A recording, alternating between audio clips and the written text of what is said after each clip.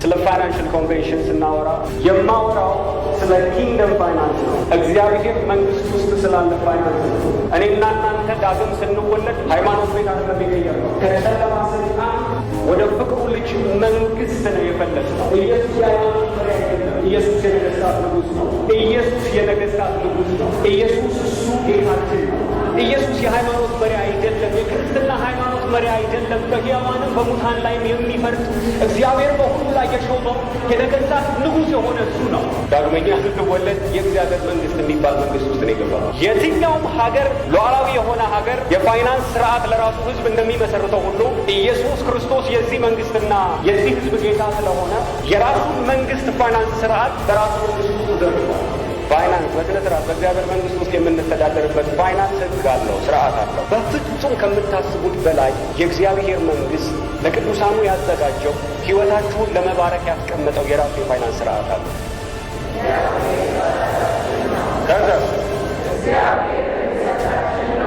ቀጥሎስ ስለዚህ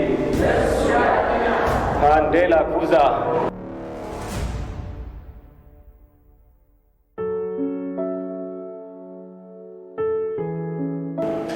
ዛሬ የኛ ቀን ነው። ዛሬ የኛ ቀን ነው። ዛሬ የኛ ቀን ነው። የሆነ ነገር ያገኘናል። አሜን። የእግዚአብሔር ጥበብ ያገኘናል። አሜን። ገንዘብ ማለት የአንድ ምርት ወይም አገልግሎት እሴት፣ ዋጋ መመዘኛ ወይ መስፈሪያ ነው አይደል? እሴት የሚባሉት ደግሞ አራት ነገሮች ናቸው። ጥበብ፣ ዕውቀት፣ ኃይልና ጊዜ።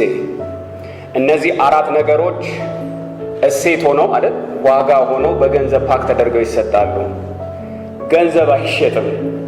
ብዙ ሰው ገንዘብ የሚሸጥ ይመስለዋል። ገንዘብ አይሸጥም። ለምሳሌ የአሁኑን ቴስቲሞኒ ብንወስደው እግዚአብሔር ኦፖርቹኒቲ ነው የሰጠው አይደል?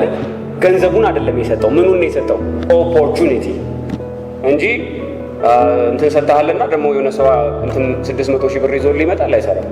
የ600 ሺህ ስራ ነው። ኦፖርቹኒቲ እድል ነው የሚከፈትላችሁ። አሜን። እንጂ እግዚአብሔር ገንዘብ ሲለውጥ አይኖርም። ስራችንን ነው ፓክ የሚደረግልን።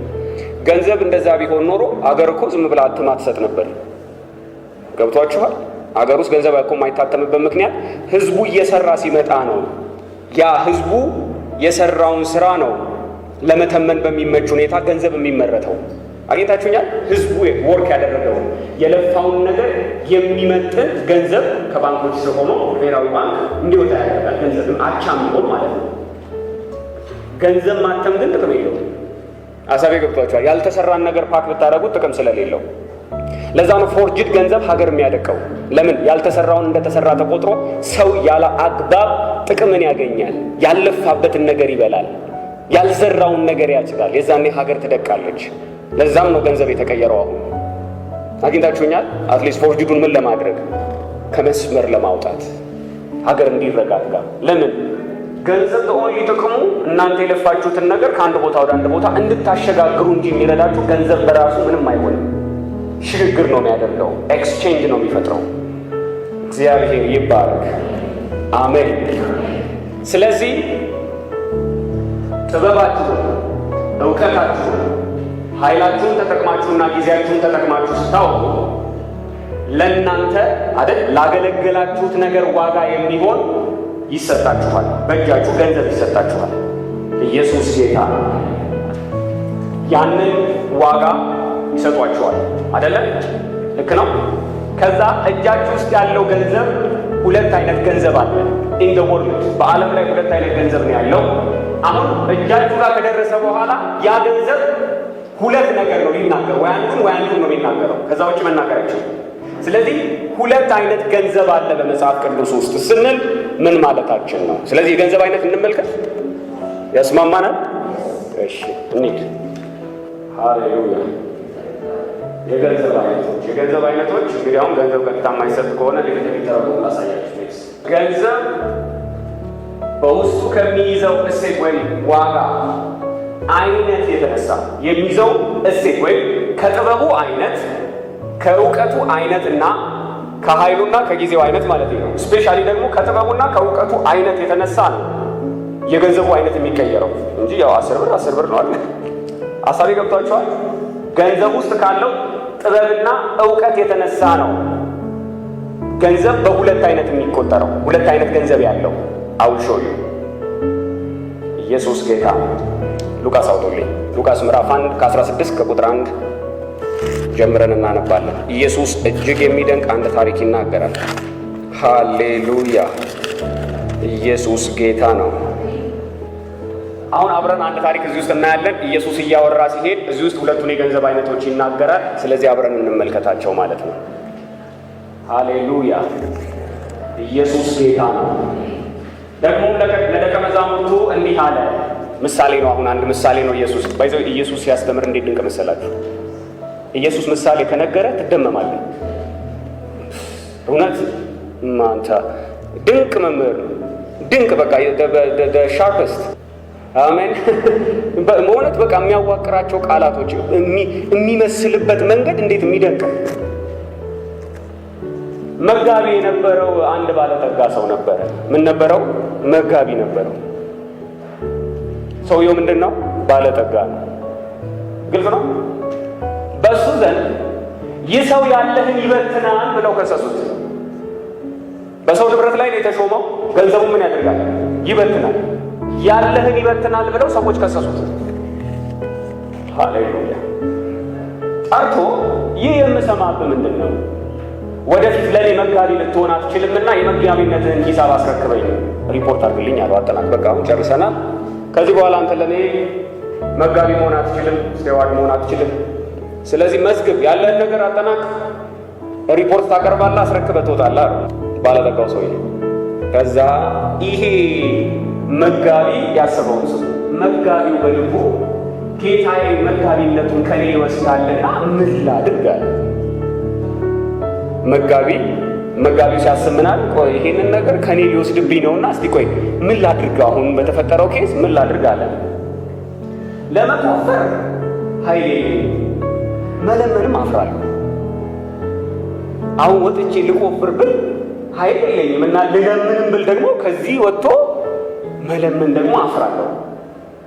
ከመጋቢነቱ ብሻ በቤታቸው እንዲቀበሉ የማደርገውን አውቃለሁ አለ። ምን ማለት ነው? የተፈጠረውን ኬስ ታዩታላችሁ። የጌታውንም ባለ ዕዳዎች፣ የጌታውን ማለት የባለጠጋውን ሰዎች ባለ ዕዳዎች ማለት ኬሱ የተፈጠረው ምን እንደሆነ ታውቃላችሁ?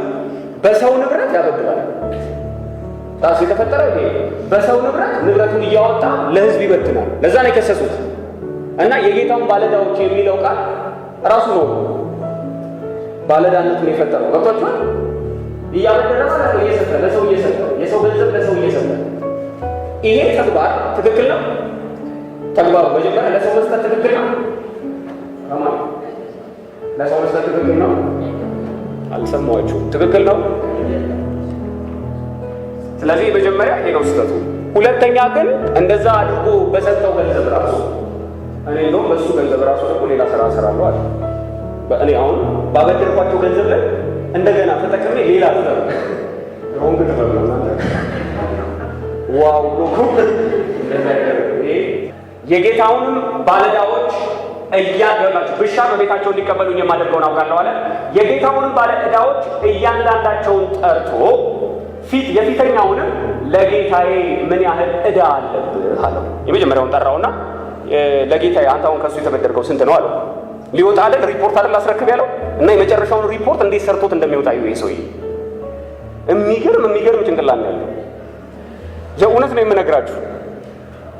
ስሙ ምን እንዳለ ስሙ። ለጌታዬ ምን ያህል ዕዳ አለብህ አለው። እሱ 100 ማድጋ ዘይት አለ። ደብዳቤ እንካ ፈጥነህ ተቀመጥ 50 ብለህ ጻፍ አለ። ፎርሙን ቀየረው። ያገኛችሁ ነው ሄሎ ምኑን ቀየረው? ፎርሙን ቀየረው። 100 ከነበረ 50 ብለህ ጻፍ ካለው ይሄኛው ሰውዬ በሰውየው ገንዘብ ይሄኛውን ባለ ዕዳ ስንብር ሰጥቶታል ማለት ነው። በቃ ግልጽ ነው። ያገኛችሁ መጀመሪያ ገንዘቡ የጌታው ነው። በጌታው ገንዘብ እንደገና ተንተርሶ እንደገና ሌላ ስራ እየሰራ ነው። መጀመሪያ መበተኑ ችግር ነው። ሁለተኛ ደግሞ መበተኑ ላይ የበተነውን ገንዘብ ራሱ ደግሞ እንደ ቴክኒካል አፕሮች ተጠቀመውና ደጅ አደረገው። ቀጥሎ ያለው ቃል እንዲገባችሁ ነው እነዚህ ላይኖች የምንፈልጋቸው በደንብ አተኩሬ የምነግራችሁ። ኢየሱስ ጌታ ነው። እያንዳንዳቸውን ጠርቶ የፊተኛውን ለጌታ ምን ያህል እንዳለብን እሱ 100 ማድጋ ዘይት አለ። ደብዳቤህን ፈጥነህም ተቀምጠህ 50 ብለህ ጻፍ አለው። ጻፈ። ቀጠለ። ሃሌሉያ። በኋላ ሌላውን አንተ ስንት ዕዳ አለብህ አለ። እሱም 100 ጫን ስንዴ። ደብዳቤህን 80 ብለህ ጻፍ አለው። ስንት በሰጠ? አሁን ቀጥሎ 20 ሰጠ። ከዛኛው ጋር ስንት? 50። ልክ ነው። እንቀጥላለን። ይሄንን ካደረገ በኋላ እንግዲህ ቀጥሏል ብዬ አስባለሁ። ይዞ እቺ ሁለት ሰው አይመስለኝም ያበደለ ጌታው አመፀኛውን መጋቢ በልባምነት ስላደረገ አመሰገነው። የዚህ ዓለም ልጆች ለትውልዳቸው ከብርሃን ልጆች ይልቅ ልባሞች ናቸውና። እኔ I refuse this። ኢየሱስ በወቀሳን የተናገረው ግን I refuse this። ኢማኒ ጉዳይ ከኛ ከብርሃን ልጆች ይልቅ እነሱ የራሳቸው ትውልድ አላቸው። የብርሃን ትውልድ የሚለው እኛ ነው። እነሱ ስለ ትውልዳቸው ከኛ ይልቅ ልባም ናቸው። ጮክ ብላችሁ አልቀበልም በሏ። በፍጹም አልቀበልም። ግን ኢየሱስ እኛን ነው እየወቀሰ የተናገረ ያለው። እኔ በጣም ነው የሚደንቀኝ ይሄ ክፍል። የዚህ ዓለም ልጆች ለትውልዳቸው ለራሳቸው ልጅ ከብርሃን ልጆች ይልቅ አየው። ሁለት ትውልድ ነው ያለው። አንዱ ብርሃን ነው፣ ሌላው ጨለማ ነው። እኛ የብርሃን ትውልድ ነው። ልባሞች ናቸው አለ። ያመሰገነው ስላስረከበው ነው። በትክክል አጠናቀሃል ብሎ ማን አላወቀም ጌታው። ቀጥሎ ያለውን ስሙ። የምፈልገው አንድ ቃል ነው። አመፀኛውን መጋቢ በልባምነት ስላደረገው ሲል መጋቢውን አሁን ማን ብሎ ጠራው? ኢየሱስ ምን ብሎ ጠራው? አመፀኛ ብሎ ጠራው። አመፁ ግን በሁለት ነው። አንደኛው አመፅ መበተኑ ላይ ነው፣ በሰው ገንዘብ ዘመድ መስራቱ ነው። ሁለተኛው አመፅ በበደለው በደል ውስጥ ደግሞ ለራሱ አድቫንቴጅ ወስዶ መውጣቱ ነው። እነዚህ ሰዎች ቤታቸው ይቀበሉኛል አለ። ይሄን ካደረግኩላቸው ምን እንደማደርግ አውቃለሁ ብሎ ማለት ነው። አሁን የተፈጠረውን ኬዝ ላሳያችሁ። ለምን አይ ዋንት ዲቴሎቹን እንድታዩዋቸው ስለፈለግኩ ነው። አሁን ይሁን እኔ እምላችኋለሁ የአመፃ ገንዘብ ሲያልቅ በዘላለም ቤቶች እንዲቀበሏችሁ በሱ ወዳጆችን ለራሳችሁ አድርጉ። የአመፃ ገንዘብ ሲያልቅ በዘላለም ቤቶች እንዲቀበሏችሁ በሱ ወዳጆችን ለራሳችሁ አድርጉ። ኢየሱስ እያለ ያለው ይሄ ሰውዬ ያደረገው አሁን እኔ ብለን እናስብ። ይሄ ሰው ገንዘቡን የሰረቀው ከማን ነው? ከማን የሰረቀው? ከጌታው የሰረቀውን ገንዘብ እሱ ምን አደረገበት? ወዳጅ ሰራበት። ገንዘቡ የአመፃ ገንዘብን የተባለበት ምክንያት የእሱ አይደለም። የማን ነው? የጌታው። ያንን ግን የአመፃ ገንዘብ ነጥቆ ያገኘውን ሰርቆ ያገኘውን ገንዘብ ግን ሰውየው ከወሰደ በኋላ አልበላበትም፣ አልጠጣበትም። ቤተሰብ ነው የሰራበት። በዛው በአመፃ ገንዘብ በዘላለም ቤቶች እንዲቀበሏቸው በእሱ ወዳጆችን ለራሳችሁ አድርጉ አላቸው። አንድ እንቀጥል። አሁን ከሁሉ በሚያንስ የታመነ በብዙ ደግሞ የታመነ ነው። ከሁሉ በሚያንስ የሚያምስ በብዙ ደግሞ አመፀኛ። በትንሹ ከታመነ በትልቁ ይታመናል፣ በትንሹ ካልታመነ በትልቁ አይታመንም አለ ኢየሱስ። እንቀጥል። እንግዲህ ታዲያ በአመፃ ገንዘብ ካልታመናችሁ እውነተኛውን ገንዘብ ማን አደራ ይሰጣችኋል? there are two kinds of money። አንደኛው መኒ ምንድን ነው? የአመፃ ነው። ሁለተኛው ምን አይነት ገንዘብ ነው?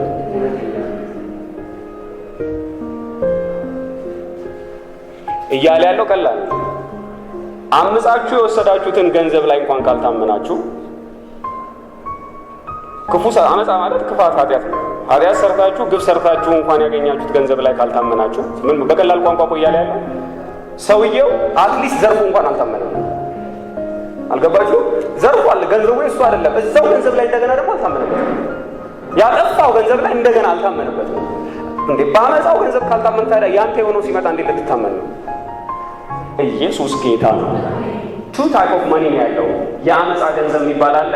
እውነተኛ ገንዘብ ማን አደራ ይሰጣችኋል ታዲያ? በሌላ ሰው ገንዘብ ካልታመናችሁ የእናንተን ማን ይሰጣችኋል? ሉክ በሌላ ሰው ገንዘብ ካልታመናችሁ የእናንተን የሆነውን ማን ይሰጣችኋል? የእናንተ የሆነው ይቀራል አለ። በሌላ ሰው ገንዘብ ካልታመናችሁ የእናንተ የሆነው ይቀራል። ታዲያ ማን ይሰጣችኋል? የእናንተ። ሃሌሉያ! ኢየሱስ ጌታ ነው። ነግስ ለሁለት ጌቶች መገዛት የሚቻለው ባሪያ ማግኘት የለም። ወይ አንዱን ይጠላል እና ሁለተኛውን ይወዳል፣ ወይ ወደ አንዱ ይጠጋል ሁለተኛውንም ይንቃል። ለእግዚአብሔርና ለገንዘብ መገዛት አትችሉ። ገንዘብንም የሚወዱ ፈሪሳውያን ይህን ሁሉ ሰምተው ያፌዙበት ነበር። መጽሐፍ ሲናገር ይገረሙ ነበር አይል በትምህርቱ። ፈሪሳዊ ስትሆን ገብተዋል። በጣም ነው ትልልቅ ጥበብ፣ በኢየሱስ ጥበብ ነው የሚያፌዘው ሰው እንደዚህ አይነት ተአምር ሰምቶ ብሎ ነው እንጂ መጨረስ ያለ ብሎ ነው እንጂ የሚጨርሰው። እየቀለድክ ትጨርሳለህ። እያፌዙ ነው የጨረሱት። ያፌዙበት ነበር። ምክንያቱም ሲናገር ገንዘብ የሚወዱ ፈሪሳውያን ናቸው።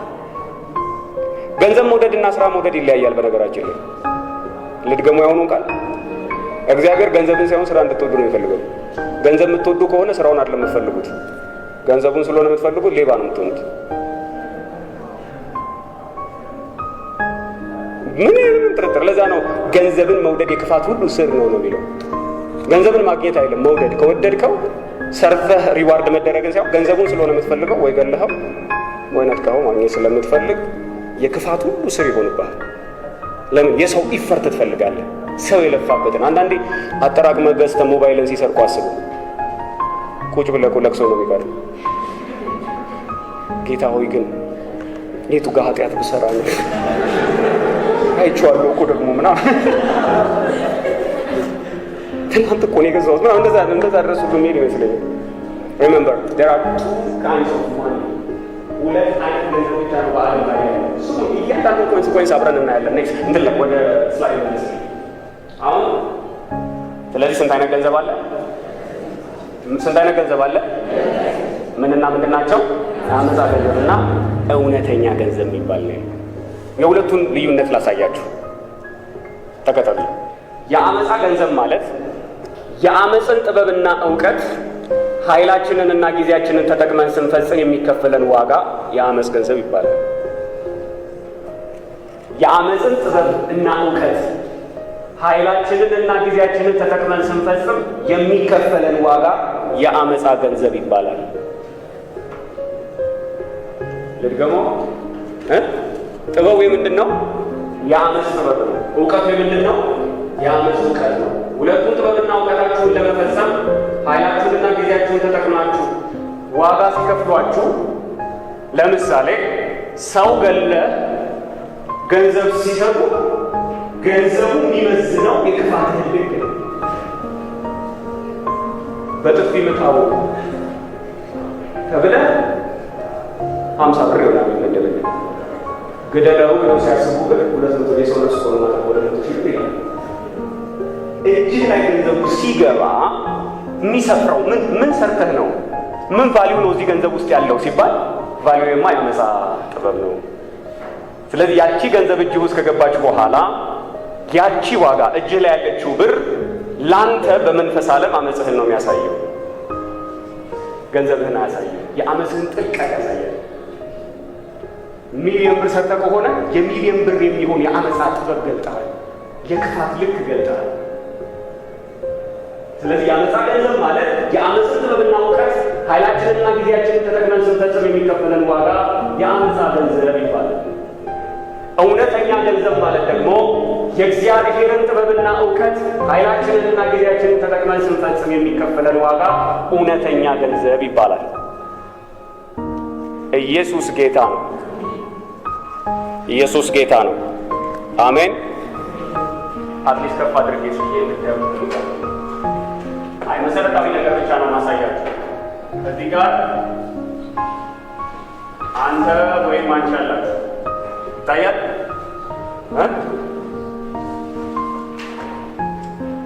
ከላይ አንተ ወይም አንቺ አላችሁ። ወደዚህ አገልግሎት አለ። አገልግሎት ምን ማለት ነው? የእግዚአብሔርን ጥበብና ዕውቀት ስትጠቀሙ የሚከፈላችሁ ዋጋ ወይም የእግዚአብሔርን ጥበብና እውቀት ኢንቨስት ማድረግ አገልግሎት ተብሎ ይጠራል። እደግመዋለሁ። እናንተ የእግዚአብሔርን ጥበብና እውቀት ኃይላችሁንና ጊዜያችሁን ተጠቅማችሁ የሆነ ነገር ሰርቭ ስታደርጉ ምን ይባላል? አገልግሎት ይባላል፣ ስራ ይባላል። ግልጽ ነው። ለዚህ ስራችሁ ደግሞ የሚመጥነውን ዋጋ ሲከፈላችሁ እውነተኛ ገንዘብ ነው ይባላል። ተስማማ? ለዚህ ዋጋ ሲከፈል አገልግሎቱ ይሄ አገልግሎት ይሄን ያክል ይገባዋል ብለው ለአገልግሎታችሁ ዋጋ ሲመዝኑላችሁ የገንዘቡ አይነት ምን ይባላል? እውነተኛ ገንዘብ ይባላል። ገንዘቡ እኮ ኖቱ አንድ ነው። እያወራ ያለው ውስጡ የሚናገረው ነገር ግን ሁለት የተለያየ ነገር ነው። ሃሌሉያ። እናንተው የአጋንንትን ወይም ደግሞ የአመፃን ጥበብ ተጠቅማችሁ ክፋት ስትሰሩ ተግባሩ አመፃ ይባላል። የተጠቀማችሁት ጥበብ የአመፃ ጥበብ ይባላል። እና እውቀት በጊዜያችሁና በጉልበታችሁ ተጠቅማችኋል። የተሰጣችሁ ገንዘብ የአመፃ ገንዘብ ይባላል። ሁለቱም ገንዘቦች በአንድ ኖት ቢወከሉም መንፈስ ዓለሙ ግን ሲያያቸው ሁለት የተለያየ ሰርቪሶችን ነው የሚያየው። ለዛ ነው ባለጠጋ ሰዎች ናቸው ብላችሁ የምታስቧቸው አመፀኞች ብዙ ዘራፊዎች ይኖራሉ። ዓለም በዚህ የተበከለ ስለሆነ። ግን እግዚአብሔር በመንፈስ ዓለም ሲያያቸው የሚያየው ኖቱን አይደለም። ኖቱ ምን ይሰፍርለታል? የያዘው የብር ወረቀት ምን እየሰፈረለት ነው? ምኑን ነው የሰፈረለት? 1 ሚሊዮን ምን የሚያወጣ አመፃ? የ1 ሚሊዮን አመፃን የሰራው ነው ወይስ የ1 ሚሊዮን እውነተኛ ይፈርት አገልግሎት ነው ያደረገው? ገንዘብ በራሱ ስታዩት ወረቀት ነው። በጣም በሚደንቃችሁ ሁኔታ ግን የሚመዝነው ነገር ተመልከቱ። ይሄ ዲያግራም ቬሪ ኢምፖርታንት፣ በጣም እጅግ አስፈላጊ ነው። ስለዚህ እናንተ የእግዚአብሔርን ጥበብና እውቀት ተጠቅማችሁ ጊዜያችሁና ጉልበታችሁ ውስጥ ስትሰሩ አገልግሎት ይባልና ያ አገልግሎት አይደል ዋጋ የሚሰጠው የተባባለው አይደል? ብሩ ሲከፈላችሁ የአገልግሎታችሁ እሴት ወይም የምርታችሁ ዋጋ ይባላል። ያንን ዋጋ ይከፍሏችሁ። ስለዚህ እጃችሁ ላይ ተመሳሳይ ኖት ነው ማለት ያው 1 ብር ነው የምንጠቀመው ይሆናል። ቅርጹ ጽሑፉ አንድ ይሆናል። ይሄ የሚመዝነው አንድ ይሆናል። መንፈስ ዓለም ላይ ግን ሁሉም ወረቀት አንድ ነገር አይመዝንም። መንፈስ ዓለም ላይ ግን ይሄ ዋጋ የመጣበትን ሰርቪስ ነው እጁ ላይ ከየት መጥቶ ገባ የሚለው ነው። አብረን እንመለከት። የአመፃ ገንዘብ ዕጣ ፈንታ እጅግ ክፉ ነው። ላሳያችሁ። ሃሌሉያ! ኢየሱስ ጌታ ነው። አሜን አሜን። አንድ ሰው አሳያችኋለሁ። በመጽሐፍ ቅዱስ ውስጥ ይሁዳ የሚባለውን የአስቆሮቱ ይሁዳ ኢየሱስም ስለሸጠ የተከፈለው ዋጋ እንደነበርና መጽሐፍ ቅዱስ ያንን ዋጋ ምን ብሎ እንደሚጠራው አብረን እንመልከት። እሺ፣ ማቴዎስ ምዕራፍ 27 ቁጥር 1 ጀምሮ እናነባለን። ዝግጁ ናችሁ አይደል? ማቴዎስ ምዕራፍ 27 ቁጥር 1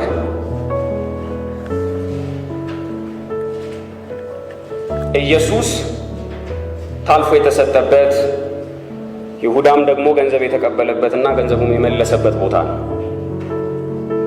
ሲነጋም የካህናት አለቆችና የሕዝብ ሽማግሌዎች ሁሉ ሊገድሉት በኢየሱስ ላይ ተማከሩ። አስረውም ወሰዱት። ለገዢውም ለጴንጤናዊው ጲላጦስም አሳልፈው ሰጡት። በዚያን ጊዜ አሳልፎ የሰጠው ይሁዳ እንደተፈረደበት አይቶ ተጸጸተ።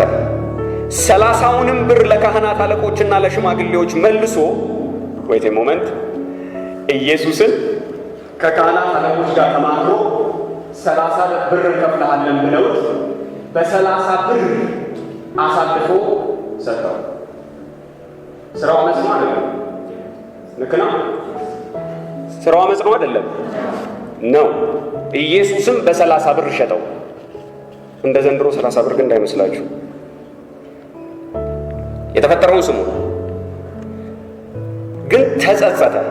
እንደተፈረደበት ባየ ጊዜ ይመስለኛል ወይ ደብድበው ይለቁታል ብሎ ገምቶ ነው፣ ወይ አንገላተውት ይተውታል ብሎ ገምቶ ነው።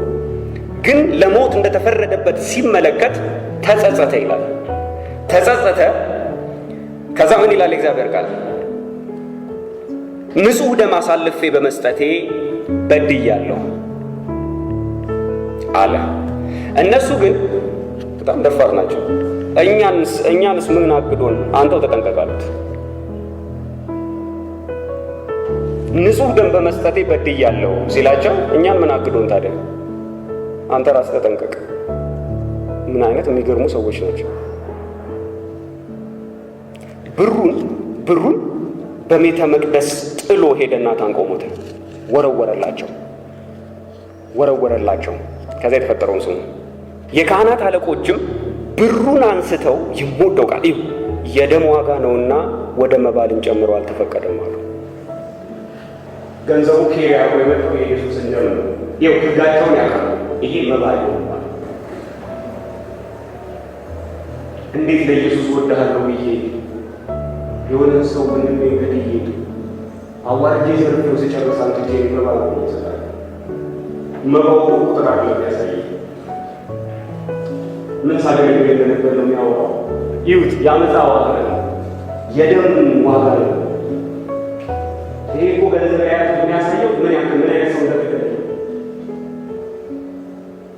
እዛ ውስጥ የሰው ሞት ነው ያለው፣ ደም ነው ያለው። ይሄንን ነው ውስጥ ያለው። ይሄ ገንዘብ መባ አይሆንም አሉ። እስቲ እግዚአብሔር ያሳያችሁ። ኢየሱስ የሞተበትን ጆሽን በተንኮልም ይሁን ባንዱ በሌላ መሰረፊው እግዚአብሔር ቤት ላይ ቆሜ መባ ነው ይይዝ እንኳን ያለው ቀርቶ ፈሪሳውያን ያዳሉት ሕጉ ገብቷቸው ብሩን አንስተው አልተውትም እኮ ተውት አይደለም እኮ ያሉት። አነሱትና ይላል አሳያቸው። ዋጋውን አይተው አንዴ ስሙ። የደሙን ዋጋውን እንዴት እስቲ ወዴት ሄዷል? ይሄ ገንዘብ በተንከራተተ ቁጥር የት ይሆን የሚደርሰው? አብረን እንከታተል። ዳስ ዘ ስክሪፕቸር። ገንዘቡ የት እንደሚሄድ ላሳያችሁ። ከደጋ ናችሁ። የደም ዋጋ ነውና ወደ መባ ልንጨምረው አልተፈቀደም አሉ። ተማክረውም የሸክላ ሰሪውን መሬት ለእንግዶች መቃብር ገዙበት። የሸክላ ሰሪውን ቤት መሬት አለው ሰውየው፣ ሸክላ ሰሪ ነው። አይ እንግዳ እንቀብርበታለን፣ ስትሬንጀር ድንገት ቢሞትብን እንቀብርበታለን ብለው ከሸክላ ሰሪው ላይ መሬት ገዙበት። ኢየሱስ የተገደለበት ገንዘብ ሄዶ መሬት ገዛ። ዋጋው ወደ መሬት ትራንስፈር ተደረገ። መሬቱ ምን ጡት መሬቱ የተሸከመው ምን እንደሆነ ላሳያችሁ። ከዛን ሰዓት ጀምሮ መሬቱ ስሙ ተቀየረ። ለምን? ዋጋውን ሲቀበል አስቀድሞ የተነሳበትን ምንጭ ተከትሎ ነው መሬቱ ላይ ያረፈው። ከዛ ቀጥሎ ይሁት ለእንግዶች መቃብር ገዙበት። ስለዚህ ያ መሬት እስከ ዛሬ ድረስ የደም መሬት ተባለ። መሬቱ መጀመሪያ የተገኘበትን ምንጭ ይወርስ። መሬቱ ምንም አላጠፋም። ሰው ገሎበት በክፉ አሳልፎ ከሰጠ በኋላ ይሁዳ ያ ገንዘብ ከዛ በኋላ የሰው ደም አለበት። ያን ደም ወሰዱና መሬቱን ሲገዙ ደሙ መሬቱ ላይ ግፉ መሬቱ ላይ ደሙን ይዞ ወጥቶት መጣ። የደም መሬት ብለው ጠሩት።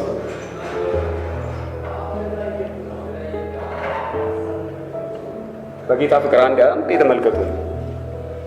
አሳልፎ ሰጠ። ካህናት 30 ብር ሰጡት።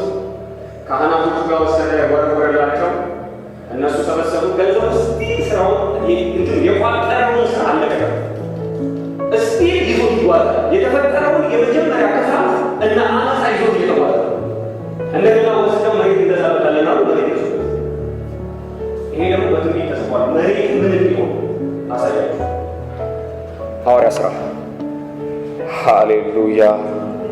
ሐዋርያ ሥራ ምዕራፍ 1 ቁጥር 15። ይሄ ክፍል ይሁዳ ስለሞተ ጴጥሮስ በይሁዳ ፋንታ በዚህ ጉዳይ የሚሾም ሐዋርያን ለመምረጥ ማቲያስ የተመረጠበት ስፍራ ነው። እዚህ ውስጥ ግን እቺኑ ሐሳብ እንደገና ሲተነትኗት ትመለከታላችሁ። በዚያም ወራት ጴጥሮስ 120 በሚያህል በሰዎች ማህበር አብረው በነበሩ በወንድሞቹ መካከል ተነስቶ አለ፣ ወንድሞች ሆይ ኢየሱስን ለያዙት መሪ ስለሆናቸው ስለ ይሁዳ መንፈስ ቅዱስ አስቀድሞ በዳዊት አፍ የተናገረው የመጽሐፍ ቃል ይፈጸም ዘንድ ይገባ ነበር። ከኛ ጋር ተቆጥሮ ነበርና what a privilege! ከኛ መካከል ተቆጥሮ ነበር። ይሁዳ ሐዋርያ ይሁን ተብሎ እድል ተሰጥቶት ነበረ። ቀጥሎስ ለዚህም አገልግሎት ታድሎ ነበረ። እድል ተሰጥቶት ነበር። ያገልግል ብሎ እግዚአብሔር እድል ሰጥቶት ነበር። ይህ ሰው I love the word በአመፃ ዋጋ። ይህ ሰው በአመፃ ዋጋ፣ በአመፃ እሴት፣ በአመፃ ገንዘብ። ገንዘቡ የምን ገንዘብ ነው? የአመፃ ገንዘብ ነው። ጥፋት ስላደረገ ነው ገንዘቡ እጁ ውስጥ የገባው። ሰው አሳልፎ ስለሰጠ ነው ገንዘቡ እጁ ውስጥ የገባው። በአመፃ ዋጋ መሬት ገዛ። እነሱ ወስዶ የገዙበትን ማለት ነው። በግንባሩ ተደፍቶ በመካከሉ ከመካከሉ ተሰነጠቀ፣ አንጀቱም ሁሉ ተዘረገፈ። በኢየሩሳሌም ለሚኖሩ ሁሉ ታወቀ። ስለዚህም ያ መሬት በቋንቋቸው አኬልዳማ ተብሎ ተጠራ። የሰማችሁት ነው። የደም መሬት ትርጉሙ ምን ማለት ነው? እሱም የደም መሬት ማለት ነው። መሬቱ የመጀመሪያውን ግፍ ይዞ ነው የተወሰደው። ቀጥሎ ያለውን ቃል የሚደንቀኝ እሱ ነው። መዝሙር ላይ ግን ስለዚህ ጉዳይ ትንቢት ተነግሯል። ስሙት። በመዝሙር መጽሐፍ መኖሪያው ምድረ በዳ ትሁን፣ የሚኖርባት አይኑር፣ ደግሞም ሹመቱን ሌላ ይውረሰው ተብሎ ተጽፏልና። እንደተጠበቀላችሁ ገዛ አይደል? መሬት ነው የገዛው። ልክ ነኝ? መሬት ነው የገዛው። መኖሪያው ያ ቦታ ምድረ በዳ ትሁን፣ አፍራ ማለት ነው። ዲሶሌትድ ይሁን። ሌላስ የሚኖርባት እንኳን አይነት የተገዛው መሬት ፕሮፌቲካሊ ፋንክሽን ለስተያ ይሄ መሬት የደም ዋጋ ስለሆነ የተገዛበት የተሸከመው ዋጋ የተገዛበት የተሸከመው ዋጋ ያደረገውን አመፃ ስለሚያሳይ ያ መሬት የሚኖርበት አይነት ምድረ በዳ ይሁን። ካኑ ቢሊቭስ ያ መሬት ምድረ በዳ ይሁን።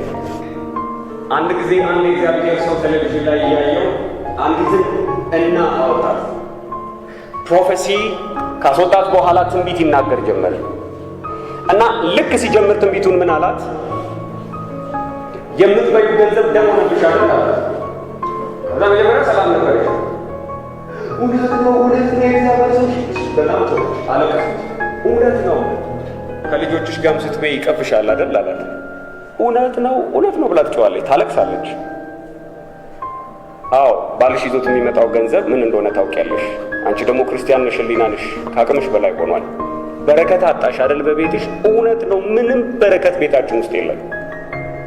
ሰውየው ምንድን ነው የሚሰራው? ሕክምና በሚል ሰበብ ውርጃ ነው ኤክስኪዩዝ የሚያደርገው። ከዛ ነው ገንዘቡ ሰብስቦ አምጥቶ ልጆቹን የሚያደርገው። ስሙ አሳያቸዋለሁ። ስክሪፕቸር ላይ ሁሉም ነገር ስላለ እዛ ጋር እሺ፣ በዚህ ሰውዬ ኬስ ስትመጡ የሰው ደም አፍስሶ ነፍስ አጥፍቶ ይዞት የመጣውን ገንዘብ ምግብ ሲገዛበት አመስገው ያመስ ገንዘብ ነው። ልጆቹን ሲያወርስ አመስገው አሳቱ ልጆቹን ልብስ ገዝቶ ሲያለብሳቸው አመስገው የአመት ካባ ነው የሚሉት። ልጆቹን ሊያዝናና ትራንስፈር ያደረጋቸው ገንዘቦች በሙሉ ዋጋውን ይዘውት ነው የሚመጡት። ምን አይነት የተጎሳቆለ ህይወት ሊኖሩ እንደሚችሉ ያዕቆብ ይናገራል። የአንዳንድ ሰው ህይወት ፔን ውስጥ ያላችሁት፣ የአንዳንድ ሰው ህይወት በጣም ኮምፕሊኬትድ ስርዓት ውስጥ የሚገቡት አንደኛው ሴክሬት የተሸከሙት ገንዘብ የአመፃ ገንዘብ ነው። ገንዘብ እንደምታስቡት አይደለም። ሚስቱ ምግብ አቅርባ ስትበላ ደም ስላፈሰሰ ነው የጎረሰችው። ነፍስ ስላጠፋ ነው የጎረሰችው። ዳቦዋ ዳቦ አይደለም። ልብሷ ልብስ አይደለም። አመፃ አለበት። አሁን ዓለም እኮ እንደዚህ እየኖረ ነው። ምን ዓለም እኮ ካልዘረፈ ምናምን እኮ ነው። ምን አልኩኝ?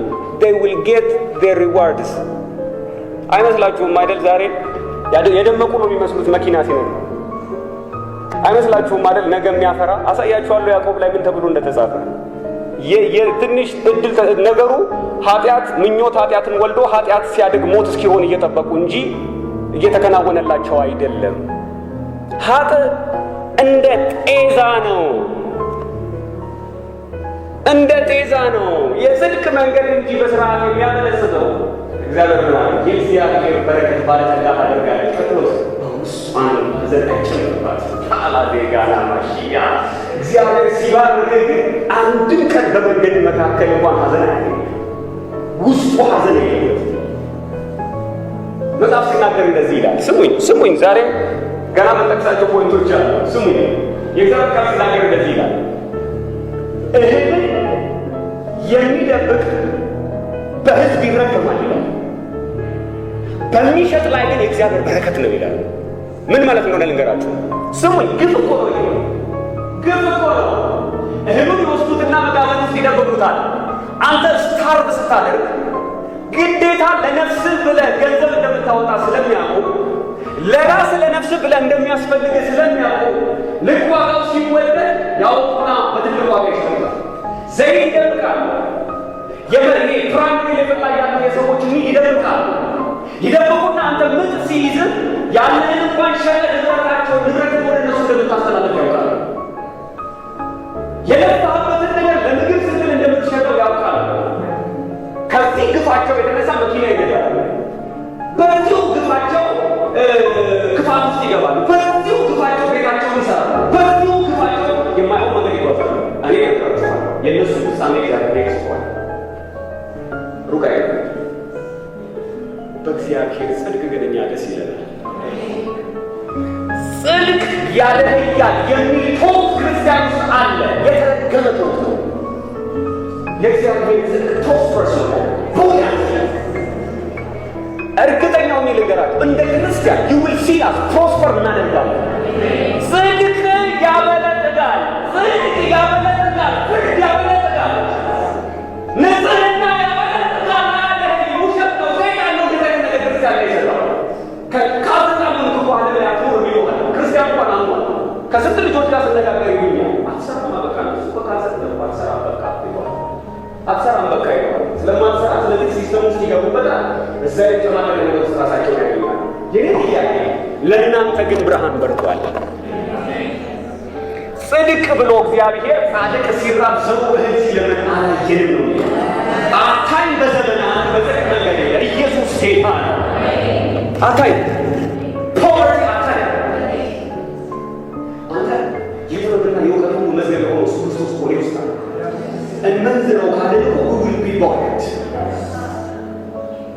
You will see in the coming days. የጊዜ ጉዳይ ነው። ጠብቁን። የጊዜ ጉዳይ ነው። It's a lie from the pit of hell. ከውስጥ ከገሃነም የተቀዳ ውሸት አንዱ ቢሆን እዚህ ምድር ላይ ክፉ ነገር ካልሰራ ካላሽ ምንም ማግኘት አትችልም የሚል አሻጥር አንዋጭ ተከተና እኛ እኮ ከፍ ብለን የምንበር የልቡ ልጆች ናት። ቢያስፈልግ ኢየሱስ ጌታ በሁለት አሳና በአምስት እንጀራ 5,000 መመገብ ከሚችል ጌታ ጋር ከአሳ አፍ ውስጥ አስታቴ ወስዶ 10 ምንድን ነው ግብ መክፈል የሚችል ጌታ ነው የቆመው። በጽድቅ አይበለጸግም ያለው ማለት ነው። በቅንነት በማገልገል አይበለጸግም ያለው ማለት ነው። በእውነት በመፍረድ አይበለጸግም ያለው ማለት ነው። ማን ነው? ኤላይ አጋንንት ነው። በክርስቲያን ውስጥ እንደዚህ አይነት አእምሮ የሚዘራው ዓለም በክፋትና በርኩሰት የተሞላ ነው። ከኔ ጋር ናችሁ? ኢየሱስ ጌታ ነው። ኢየሱስ ጌታ ነው። ብሉይ ኪዳን ውስጥ የነበረ አንድ ታሪክ አብረን እናነባለን። ትንቢተ ኤርምያስ ምዕራፍ 22 ቁጥር 11 ላይ ተመሳሳይ ኬዝ አነሳላችሁና አሳያችኋለሁ። የአመፃ ክፋት መጥፎ ነው። ትንቢተ ኤርምያስ ምዕራፍ 22 ቁጥር 11 እኔ ይታየኛል ሂራ ማሳካለማንዴ አይታያችሁም? ጻድቃን በቢዝነስ ዓለም ሲደምቁ ይታየኛል። ሂላ ማንቴላ ብራዲቫ ኮምባስ የአመፃን ክፋት መዋል የሚችል ሲስተም የሚዘረጉ ኢየሱስ ጌታ ነው። ከክፋት በላይ ከፍ ብሎ መብረር ይቻላል። በጽድቅ የክፋትን ጉልበት መርገጥ ይቻላል። ይቻላል ይቻላል። ከእግዚአብሔር ጋር ቆመህ እንዴት ነው የማይቻለው? ይውጥልሃል፣ ይውጥልሃል፣ እንደ እንጀራ ያደርግልሃል። ሪማታንዶስ ኮፖሪያ እንደ እንጀራ ያደርግልሃል። አመፃቸውን እንደ እንጀራ። እርግጠኛው ነው የምነግራችሁ፣ በጽድቅ መክበር ይቻላል። መክበር ትንሽ ነው። ሰለሞንን ጥበብ ሰጠውና he make him rich ዊዝደሙ ለጉር ተሸጠ around the world። ሽቶ፣ ከርቤ፣ ሰንደል ይዘው የሚመጡት እንደ ንግሥት ሳባ መጽሐፍ ሲናገር በየዓመቱ ስጦታ ይዘው ይመጣሉ ይላል። ብሩ እንደ ምድር ትቢያ ሆነ ይላል፣ መቁጠር እስካይቻል ድረስ።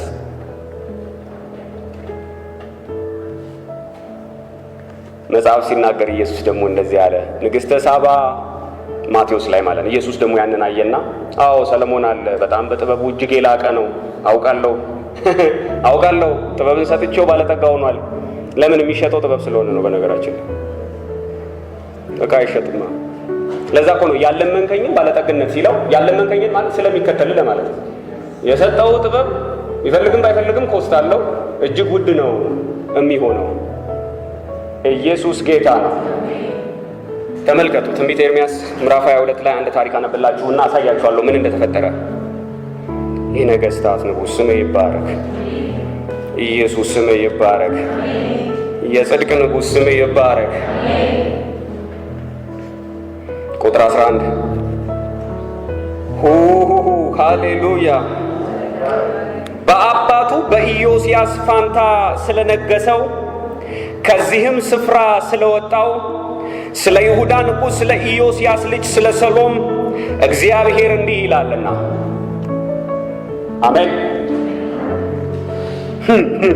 በአባቱ ፋንታ የነገሰ አለ። እሱና አባቱ ያላቸው መንገድ፣ አካሄዳቸውና ስርዓታቸው አንድ አይደለም። ይሄኛው አመፀኛ ነው። አስቀድሞ የነበረው አባቱ ግን በጽድቅ መንገድ የሄደና እግዚአብሔርን ያስከበረ ሰው እንደነበር ይሄ ክፍል ይናገራል። የኢዮስያስ ልጅ የሆነው ሶሎም ኢየሱስ ጌታ ነው። ኢዮአቄም ይባላል ሌላኛው ስም። ስሙት ምን እንደሚል የእግዚአብሔር ቃል። እግዚአብሔር እንዲህ ይላል፣ እንግዲህ ወደዚህ አይመለስም፣ በተማረከባት ሀገር ይሞታል እንጂ ይህችንም ሀገር ከእንግዲህ ወዲህ አያይም። ተማርከው ሄደዋል። እግዚአብሔር ስለዛ ሰው ሲናገር ይሄ ሰው በተማረከበት ምድር ይሞታል እንጂ ተመልሶ ይህችን ሀገር አያይም። ምክንያት እግዚአብሔር ምን እንዳለ ስሙ። ምክንያቱን አብረን እንይ።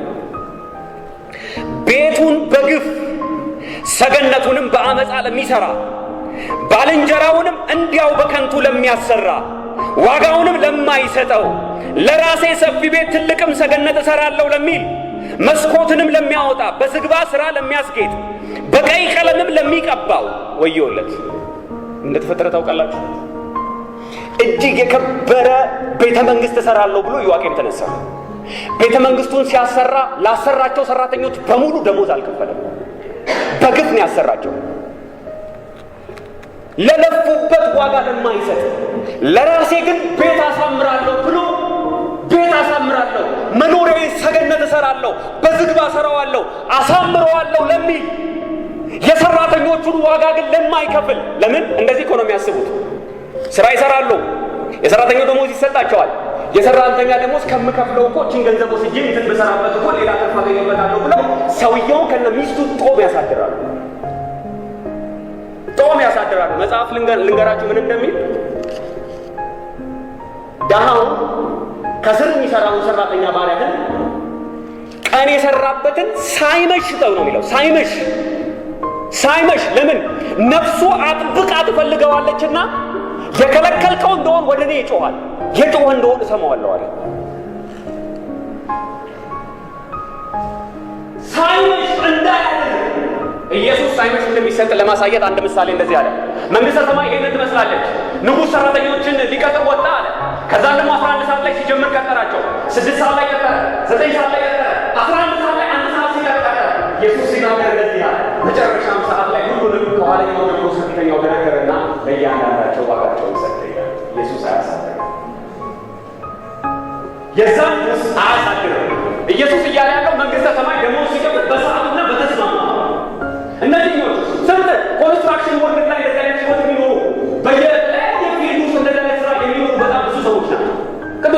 ልንገራችሁ።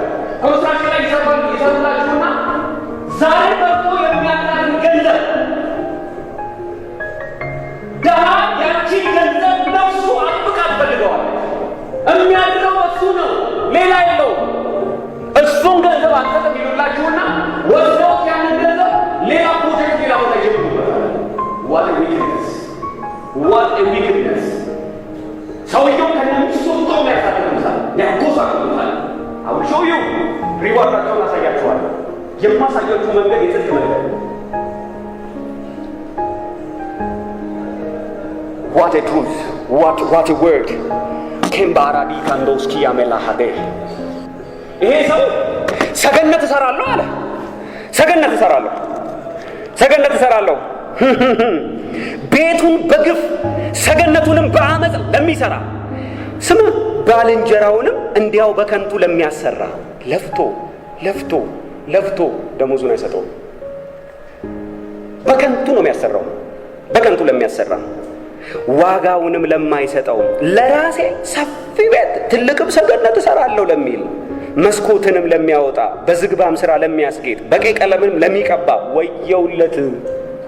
ወየውለት ለዛ ሰው። ቀጥሎስ እዩ በጌታ በዝግባ እንጨት ስለምትወዳደር በውኑ ትነግሳለህን? አንተ ንጉሥ የሆንከው ዝግባ እንጨት ስለደረደርክ ነው? በዝግባ እንጨት ነው አንተ ንጉሥ የምትሆነው? ቤት ሰርቼ ትልቅ ሆናለሁ ስትል አንተ በሱ ነው የምትነግሰው? በአመፃ ግፍ ነው የምትነግሰው? በሱ ንጉሥ ትሆናለህ? ሃሌሉያ! ኢየሱስ ጌታ ነው። ከኔ ጋር ናችሁ? Is it not wonderful? ድንቅ አይደለም የእግዚአብሔር ቃል ነው አይደለም? Does it not make wise? የጽድቅ መንገድ እንዴት አታውቁም? የፍርድ መንገድ እያስተዋለን እንዴት ነው ጠቢባን ማን ነው? እንሆናለን። በዝግባሩ እንዲያተበት ነው። በዝግባሩ ትንሰው ቤት ስለሰራ ነው ንጉስ የምትሆነው። ንጉስ የሚሆነው በምን እንደሆነ አሳያለሁ ነው ይዘርጋል። ንጉስ እንዴት እንደሚቆል ልንገርህ። መሪ እንዴት እንደሚቆን አባትህ እንኳን መስክሯል። አባትህ እንዴት እንደኖረ ልንገርህ አለ። እግዚአብሔር እኮ ነው የሚያወራው። እናንተ እግዚአብሔር አወራ አይገርም? እግዚአብሔር አለ ነው የሚለው። ገብቷችኋል? የሆነ ሰውዬ ሊፈጥረው መጣ ነው። እግዚአብሔር ነው የሚያወራው። እየሰማችሁ ያላችሁት እግዚአብሔር ነው። ምድራችን ልትፈወስ የጀመረችው እኮ በጻድቃን ፖት ባላቸው ህዝቦች ነው። ለዘመን መጨረሻ ኢትዮጵያን እኮ ወደ አዲስ ምዕራፍ ያስገባ የመጣው ሰውዬ ባለዳ የሰረቀ ሳይሆን የሰጠ። በነገራችን ላይ በመሪያችን አሁን ባለው ጠቅላይ ሚኒስትራችን እሱ እኮ ከሰማይ ወረደ ሰው ነው። ከሰማይ እኮ የተሰጠን ቢደብርህ ባይደብርህ ፖለቲካ ሳይሆን መንፈሳዊ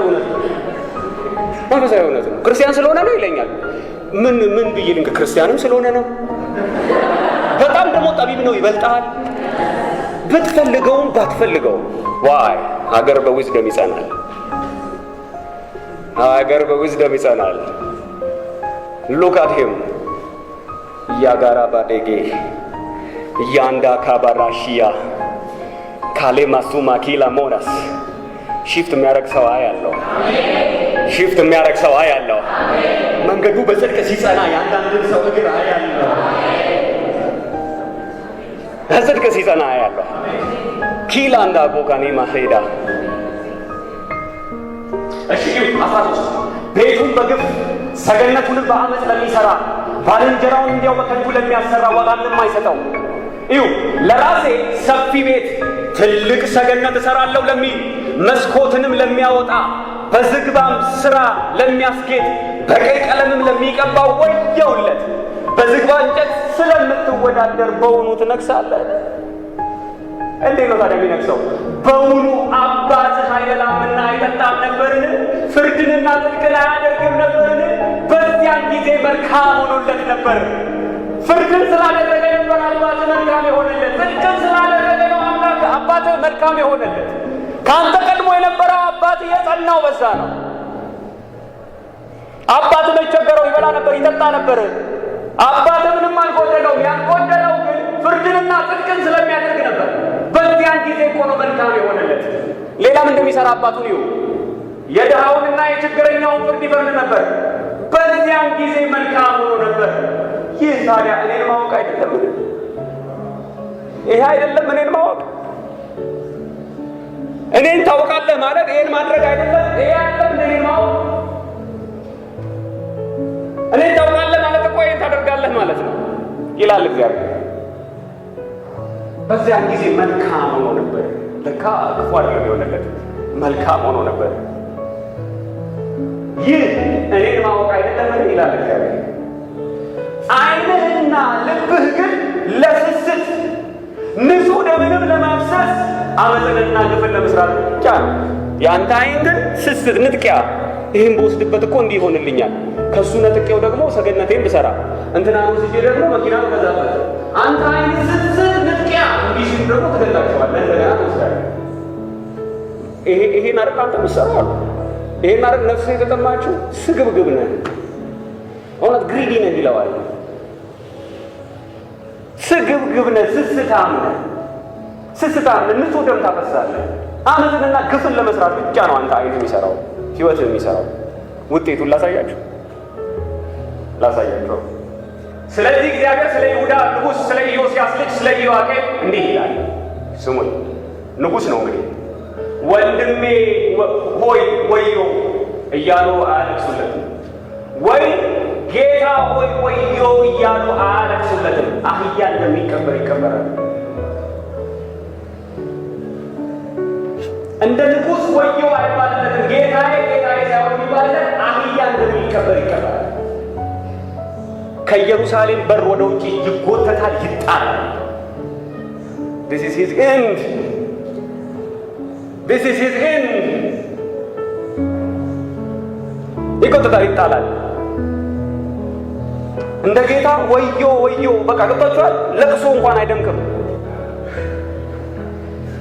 ለቅሶ እንደ ንጉሥ ወዮ ጌታዬ ወዮ ጌታዬ ወዮ ወንድሜ አይባልለትም።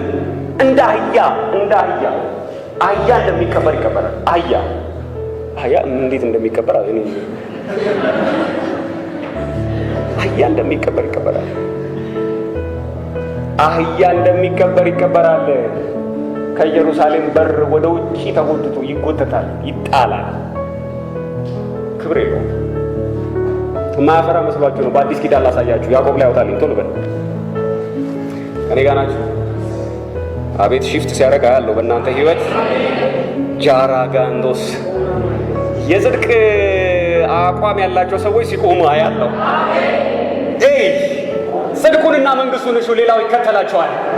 ዩሲ ጽድቅ በፍጹም ድሃ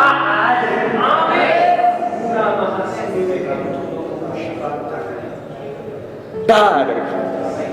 ጽድቁንና መንግስቱን ሻው፣ የእግዚአብሔር መንግስት ሻው።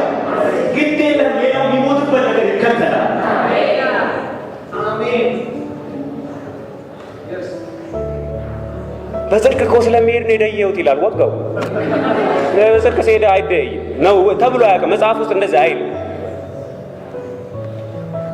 ጻድቃን ሲከብሩ ከተማ እልል ትላለች ነው የሚለው። ለምን ትበለጥጋለች? በኃጢአት ሹመት ግን ትከስራለች ይላል፣ ትደህያለች። በግፈኞች ስልጣን መያዝ ትደህያለች፣ ባዶ ነው የምትቀረው። እቺን አምቡል የቅድሙ ክፍል ይሆንና ይሄ አንተ በርህን እናንተን ትሰራለህ የሚለውን አይታችኋል አይደል? በርህን ምናምን ትሰራለህ አላለው? እሱን ቲኤልቢው ቆንጆ አድርጎ ነው ትርጉም የሰጠው። by not paying wages you are building injustice into its walls ይላል። oppression into its doorframes and ceilings ግድግዳ እየገነባ ግድግዳው መንፈስ አለ ላይ ሆይ ሳለ injustice ይላል። this wall injustice ፈር ውስጥ ሊገባ ሲል oppression ceiling ውስጥ oppression ግፍ ነው ይሄ። look you are building ድንጋይ እየገነባ ድንጋዩ ግን injustice ነው የሚገነባው። injustice into its walls and oppressions into its doorframes and ceilings የቤት ጉበን መካኑ አንተ ዝግባ ነው ትላለህ፣ ለሰማይ ግን ድምፁ this is oppression። አንተ የሚያምር ሲሊንግ ነው ትላለህ፣ እንዴት አሳምረው ነው የሰሩት በነገስታት ክብር ትላለህ፣ ሰማይ ግን oppression። injustice this thing ይሄ ኢፍትሃዊነት ነው፣ ይሄ injustice ነው። የሆነ ሰው የሞተበት ነው። የሆነ ሰው ከነ ባለቤቱ ከነ ልጆቹ የተራመደ ነው። የሆነ ሰው እንደሚፈሰሰበት ነው ግድግዳ ነገርኳቸው እኮ ገንዘቡ አምጥቶ ግንብ በዛው ተጠላለ ግንቡን ተሸክሞ የሚመጣው ነው። Look at this. By not paying wages, you are building injustice into its walls. Jiman Chalabaya. Oppressions into its girlfriends and ceilings. Halima Kambo, Alima Kuria. ያዕቆብ ምዕራፍ 5 ከቁጥር 1 እስከ 6 አውጡልኝ። አሳያችኋለሁ። አዲስ ኪዳን ላይ ማለት ቅዱሳን ነገር ይንገራችሁ የኢየሱስ ክርስቶስ ደም ከኃጢአት ሁሉ ያነጻል። አሁን የዘላለም ያላለሽባቸው ሳይሆን ዋጋው ነው የሚሆነው። እኛ በተሰዳደና ማለት ከዚህ ነገር ወጥተናል አንመላለስበት። ይህ ስራ ይባላል። የሰከንድ ህይወት እንወደዋለን። አሜን። ይሄኛው የሚደንቅ ነው። ራሱን ኤክስፕረስ ያደርግ ያዕቆብ የሚገርም ጥበብ ነው። አሁንም እናንተ ባለጠጎች፣ አሁን ኖርማል ባለጠጋ አይመስልም። ባለጠጋ 5 ፊደል ነው ከሌላው ጋር የተጠቀሙት እዚህ ጋር አልገባችሁም? ደህና ባለጠጋ አይመስልም አሳሳፉ ራሱ። እናንተ ባለጠጎች ሲል አሁን ብዙ ሰው ይሄንን ነው ግራ የሚገባው። ማለት ባለጠግነት በቃ እንትን ነው ማለት ነው አይደለም። የእነዚህ ባለጠግነት እንዴት እንዳመጡት እዚሁ ክፍሉ ስለሚያወራ እስከ 6 ግልጽ ነው ለእናንተ። ሁሉም ባለጠጋ በእግዚአብሔር አይን ባለጠጋ አይደለም፣ ግፈኛ ነው አንዳንዱ። ላሳያችሁ። አሁንም እናንተ ባለጠጎች ስለሚደርስባችሁ ጭንቅ ዋይ ዋይ እያላችሁ አልቅሱ። የሚደርስባችሁ ጭንቅ አለ የሚመጣ ዋይ። ሀብታችሁ ተበላሽቷል። ልብሳችሁ፣ ይሄ ልብሳችሁ ብል በልቶታል፣ በብል ተበልቷል። ከዛ ወርቃችሁ ብራችሁ ዝጓል። ዝገቱ ምስክር ይሆንባችኋል። ቀጥሎስ ስጋችሁን እንደ እሳት ይበላል። እንደ እሳት ስጋችሁን እንደ እሳት ይበላል። ነግስ ለኋለኛው ቀን መዝገብ አከማችታችኋል። ለፍርድ ቀን የሚሆን መዝገብ ማለት ገንዘብን ከምረ ሲጨርስ ይሄ ሁሉ ግፍ ብሎ እግዚአብሔር ገንዘቡ ብቻ አይቶ የግፍ ልክ ይነግራል። ይሄው ለፍርድ የሚያከማቸው መዝገቡን ደምረ መዝገብ የሆነው ትሬዠር የሆነው ነገር ለአንተ ግን ለፍርድ ነው የተከማቸው። የክፋትን ጥልቀት ያስረዳል። ቀጥለና እንደዚህ አለ፣ እነሆ እርሻችሁን ያጨዱ የሰራተኞችን ደሞዝ በእናንተ ተቀምጦ ይጮሃል። አየቂት እንዳመጣው ገንዘቡ ይጮሃል። የአጫጆችም ድምፅ ወደ ጌታ ጸባዖት ጆሮ ገብቷል። እግዚአብሔር ሰማ። የሰራዊት አምላክ ማለት ነው። ወደ ጸባዖት ማለት ወደ ሰራዊት ማለት ነው። ወደ ሰራዊት አምላክ እግዚአብሔር ጆሮ ድምፃቸው ገባ፣ ጩኸታቸው። አጭደን ብራችንን ወሰደው። አጭደን ለፍተን ገንዘባችንን ዘረፈን። አጭደን እሱ ግን ወርቅ ገዛበት፣ ብር ገዛበት፣ ልብስ ለበሰበት፣ ሀብት አከማቸበት፣ ኖረበት፣ አማረበት። ከዛ ሰማይ አየና ይሄ የለበሰውን ልብስ አይታችሁታል? አዎ፣ እንደ እሳት ይሆንበታል፣ ይበላዋል። እላዩ ላይ ቁጭ ብሎ ይበላዋል። በመንፈስ እሳት ሲበላ አስበው። እላዩ ላይ የለበሰው ወርቅ ሰውየውን አጫጁን አሳዝኖ የወሰደው ወርቅ ይዝግና ከንቱ ይሆንበታል። እጁ ላይ ይበላል። ልብሱ በብል ይበላል። እነሆ እርሻችሁን ያጨዱ የሰራተኞች ደመወዝ በእናንተ ተቀምጦ ይጮኻል። የአጫጆችም ድምፅ ወደ ጌታ ጸባዖት ገብቷል። በምድር ላይ ተቀማጥላችኋል፣ በሴሰኝነት ኖራችኋል። ግን ለእርድ ቀን እንደሚወፍር ልባችሁን አወፍራችኋል። የሚጠብቃችሁ እርድ ነው። ሉክ አሁንም ጻድቁን ኮንናችሁታል፣ ገድላችሁትማል። እናንተን አይቃወምም። አቃተዋ እናንተን መቃወም ስለማይችል ጻድቁ እናንተን መቃወም ስላልቻለ እናንተ አስገደላችሁት። ጻድቁ መለጠ። ይሄንን ነው ባለጠጋ ከላይ የጻፈው። በድፍን ባለጠጋ አለ። እኛም በክርስቶስ ምርጥ ባለጠጎች ነው። እኛን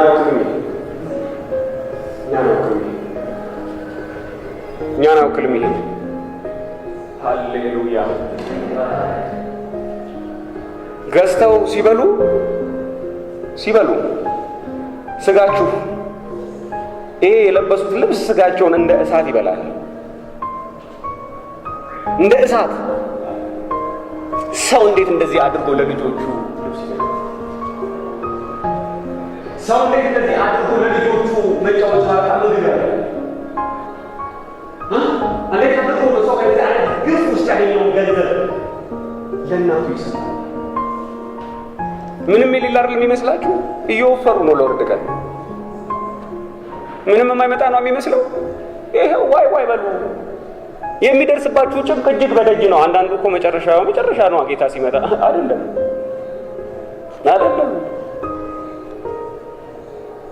they are on the way እየሄዱ ያሉት በዛ ነው።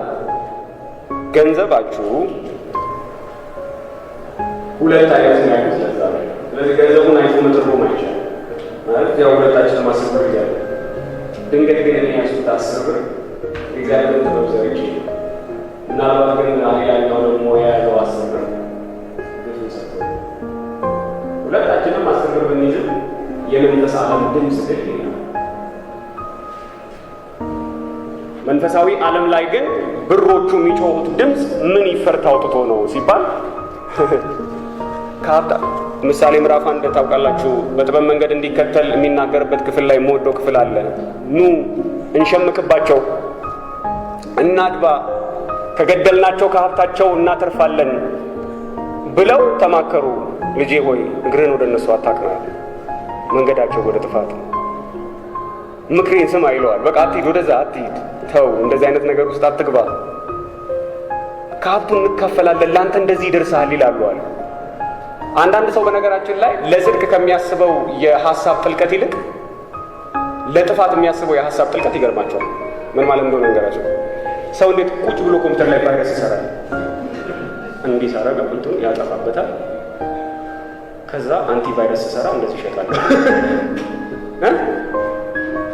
ካን ዩ ቢሊቭ ዲስ? በነገራችን ላይ ቫይረስ የኮምፒውተር ቫይረስ ሰው ሰራሽ ነው። አንዳንዱ ድንገት ከእንትን ይመጣ ይመስላል።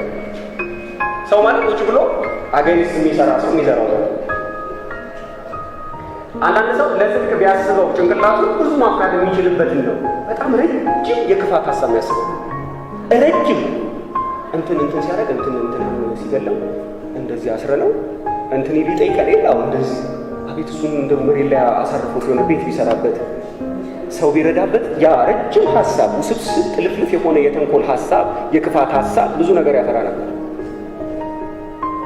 ስለዚህ ቅዱሳን ገንዘባችሁ ያደረጋችሁትን ነገር ቋጥሮ የመጣ ነው። የሰራነውን ነገር ነው ይዞ የመጣው። ያገለገልነውን ነገር ነው ይዞ የመጣው። ገንዘብ እንደሱ ነው የሚተረጎመው። ገንዘብ እንደዛ ነው የሚተረጎመው። ዝም ብሎ ገንዘብ አለኝ አይባልም። ሃሌሉያ! ኢየሱስ ጌታ ነው። ኢየሱስ ጌታ ነው። ክብር ለኢየሱስ ይሁን። ክብር ለኢየሱስ ይሁን። ኢየሱስ ጌታ ነው። ኢየሱስ ደስ አይልም? የፍርድና የጽድቅ ንጉሥ ነው። አሜን። ቅድም ምን አለ? እግዚአብሔር ኢየሱስን ሲሾመው እንደዚህ ነው ያለው። ዕብራውያን ላይ ያነበብነው ላይ ቃሉ ላይ ትዝ ይላችኋል። ጽድቅን ወደድ አመፃን ጠላ አይደለም? ከወንድሞችህ ይልቅ እግዚአብሔር በደስታ ዘይት ቀባህ። አያችሁት? አንተ ጽድቅን ወደድከው፣ አመፃን ግን ትጠላዋለህ፣ ክፋትን ትጠላዋለህ። የኛ ኢየሱስ እንደዚህ አይነቱን ነገር ይጠላዋል፣ የጽድቅ የሆነውን ነገር ይወደዋል። ይሄ ንጉሥ ነው የሚመራችሁ። በፍርዱ የማይስት ጌታ ነው የሚመራችሁ። ቀደም ያወራኋችሁ እናንተ ከዛ አይደል የእግዚአብሔር የሆነ ጥበብና ዕውቀት ኃይልና ጊዜያችሁን ስትጠቀሙ አገልግሎት ይባላል። ዘንድ ለአገልግሎታችሁ ዋጋ ሲሰጣችሁ ገንዘቡ ምን ይባላል? እውነተኛ ገንዘብ ይባላል። በተቃራኒው ደግሞ ኔክስት አመፃና ጥበብ ዕውቀት ስትጠቀሙ አመፃ ይባላል አይደል? ተግባሩ ምን ይባላል? አገለገለ ነው እንደሚባለው አይደለም፣ አመፃ ሰራ ነው የሚባለው። በዛ ዘንድ ገንዘብ ለዛ ለሰራችሁት ነገር ደሞዝ ሲከፍሏችሁ ገንዘቡ ምን ሆኖ ይገለጣል? የአመፃ ገንዘብ ሆኖ ይገለጣል። እነ ዘኪዮስ እንዴት እንደተፈወሱ ታውቃለህ? ከዚህ እነ ዘኪዮስ የተፈወሱት ኢየሱስ ጌታ ነው። ግብርን ከሚገባው በላይ ስለሚቀበል ስለነበር ዘኪዮስ የሚባል አንድ አጭር ሰው ነበር ብለን ነው ሊዘምር ነው። ሾላ ዛፍ ላይ ወጣና ኢየሱስ ከላይ ሲያየው ኢየሱስ ቆመና አንተ ቤት ለሆን ይገባኛል አለው። አብረው ገቡ፣ ምግብ በሉ። ሲጨርሱ ልቡ ተነካ። ዘኬዎስ ልቡ ሲነካ ቆመና እንደዚህ አለ፣ የሀብቴን ግማሽ ለድሆች እሰጣለሁ፣ ማንንም በድዬ ቢሆን 4 እጥፍ እክሳለሁ አለ።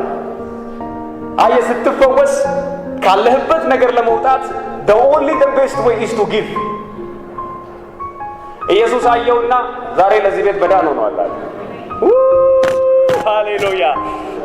መዳንህ የሚረጋገጠው when you give ነው። የእግዚአብሔር ቃል ሲናገር ምን ይላል መሰላችሁ?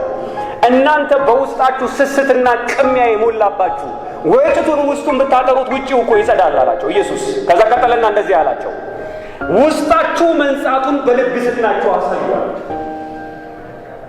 ውስጣችሁ ነጣቂ አለመሆኑን በልግስናችሁ አሳዩ እስቲ ያለ። ኤፌሶን ምዕራፍ 5 ላይ እግዚአብሔር ቃል ሲናገር እንደዚህ ይላል፣ ማንም የሚሰጥ ቢኖር ከእንግዲህ በኋላ አይሰጥ፣ ነገር ግን ለሌላው የሚያካፍለው እንዲኖረው አሜን በእጆቹ ይከብና ይስራ። የሚበላ አላለም፣ የሚያካፍለው እንዲኖረው። እናንተ ምስራቅ ከምዕራብ እንደሚርቅ እኮ ነው የኔ እናንተ ህይወት የራቀው ከክፉ የራቀው። እንደዛ ምን ማለት መሰለህ? እኛው እንሰርቃለን ጋር አይደለም፣ ሩማንዱ ቢላዳ እንሰርቃለን ጋር እንደዚህ አይደለም። እንሰራቃለን እንሰጣለን ጋር አይደለም፣ እንረዳለን ጋር ኢየሱስ ጌታ ነው። እናካፍላለን እንጂ እንሰጣለን እንጂ እንባርካለን ጋር ያለ ነው። ወደዚያ ጭራሽ እኛ በቃ ምስራቅ ከምዕራብ እንደሚርቅ ነው የኛ ነገር የራቀው። ኢየሱስ ነፃ ሲያወጣ የወጣ ነው ወደዚህ ነው የወጣ። እየሰጠው እያየኝ ይሰርቃል ብለህ በፍጹም መገመት ይከብዳል። ወሰደበት ስትባል ራሱ አታምነው እንዴ! ወዴት ይወስድበታል? ሰውዬው እኮ የሚሰጥ ነው። እና ዘኬዎስን ልውጥን ያደረገው ጌታ ራሱ እኮ ዘኬዎስ መሰከረ እኮ ዘርፎ እንደሆነ። ምን አለ? በድዬ ቢሆን አለ እኮ ዘርፌ ቢሆን ገብቶ ዘርፏል። ለዛ እኮ ነው ቀራጭ ነው። ለዛ ነው የሚጠሉት። በኃጢአተኛ ቤት እንድትገባ የተባለው ለዛ ነው። ለምን? ግብር ሲያስከፍሏቸው ከልክ በላይ ነው የሚያስከፍሏቸው፣ ከልክ በላይ። ምድራችን እንደዛ የተጨማለቀ ነው እኮ በያለበት።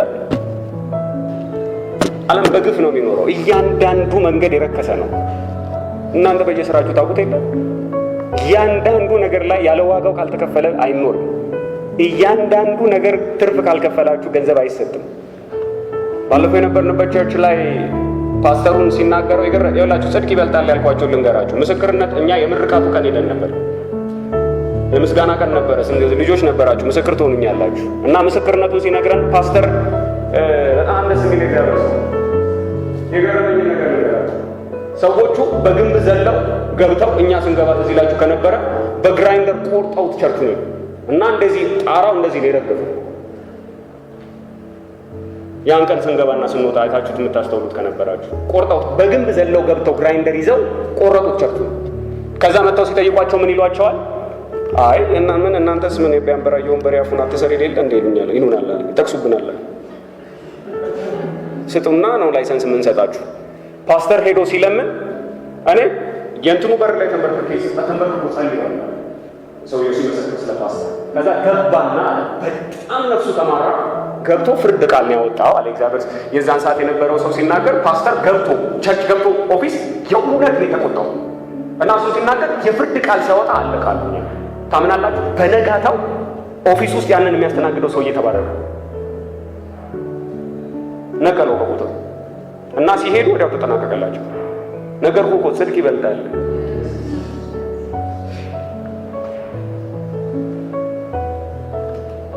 በብሔር በሚል ምክንያት እኛ ጋር የነበረች አንዲት ልጅ ትዝ ይላችሁ ከነበር ስትመሰክር እናቷን ከ8 ዓመት በላይ ለሚሆን ጊዜ በምትሰራበት አገልግሎት ውስጥ በብሔሯ ምክንያት ሳታድግ በዚህ ዘመን 500 ብር ደሞዝ እየተከፈላት ትኖር ነበረ። እዚህ ቆመን እየጸለይን እያለ ዲክሌር አደረገ። ስንቶቻችሁ ታስታውሳላችሁ? አነሳውኝና ጸለይኩ። ስጸልይ ሰውየው ከቦታው ተነሳ። ክርስቲያን በቦታው መጣ። ስንት ጊዜ ነው ፕሮሞት የተደረገችው? 8 ጊዜ። በጣም ኢሚዲየት በሚባሉ ኮንሲኩዌቲቭ ዴይዝ መጣ ስትመሰክርልን ሰምታችኋል። እናትየዋን ፕሮሞት የተደረገችው ጽድቅ ነው የማይበልጠው ልትለኝ ነው? እኛንን ማንገዛው ልትለኝ ነው? ይነቀል ያላችሁት ይነቀላል። ይነቀል ያላችሁት ይነቀላል። በሰው ላይ ግፍ የሚሰራ ይነቀላል። ከመንገድ ገሸሽ ይላል። ከእናንተ ጋር የሚጋጭ ከትልቅ ተራራ ጋር እንደሚጋጭ ነው። ካወቃችሁት ማንነታችሁን ከእናንተ ጋር የሚጋጭ ከትልቅ ተራራ ጋር እንደሚላተም ሰው ነው። ከኛ ጋር ያለው በዓለም ካለው ይበልጣል። እባብና ጊንጡን ትረግጡ ዘንድ በጠላት ላይ ሁሉ ላይ ስልጣን ሰጥቻችኋለሁ አለ ኢየሱስ። አንዳች አይጎዳችሁ፣ አይጎዳችሁ። እንደዛ እየተንጨረጨሩ አይጎዱም። እዚህ ጋር ነው ጠላቶቹን ሁሉ ከሩ መረገጫ እስኪያደርግለት ድረስ በቀኝ የተቀመጣሉ። ይገዙልናል፣ ይገዙልናል፣ ይገዙልናል፣ ይገዙልናል። እኛ ጋር ያለው ታላቅ ነው። አሜን።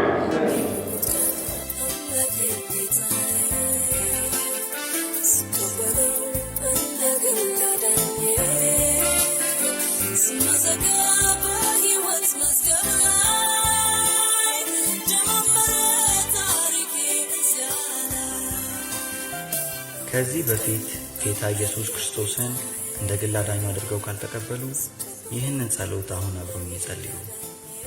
እግዚአብሔር አባቴ ሆይ ወደ አንተ እመጣለሁ። ስለምትወደኝ አመሰግንሃለሁ። ኢየሱስ ክርስቶስ ስለ ኃጢአቴ እንደሞተልኝ ሞትንም ድል አድርጎ እንደተነሳልኝ በልቤ አምናለሁ። ኢየሱስ ጌታ እንደሆነ በአፌ መሰክራለሁ። ከኃጢአቴ ሁሉ በደምህ ስላነጻኸኝ የዘላለምን ሕይወት ስለሰጠኸኝ አመሰግንሃለሁ። አሁን የእግዚአብሔር ልጅ ነኝ። ዳግም ተወልጃለሁ።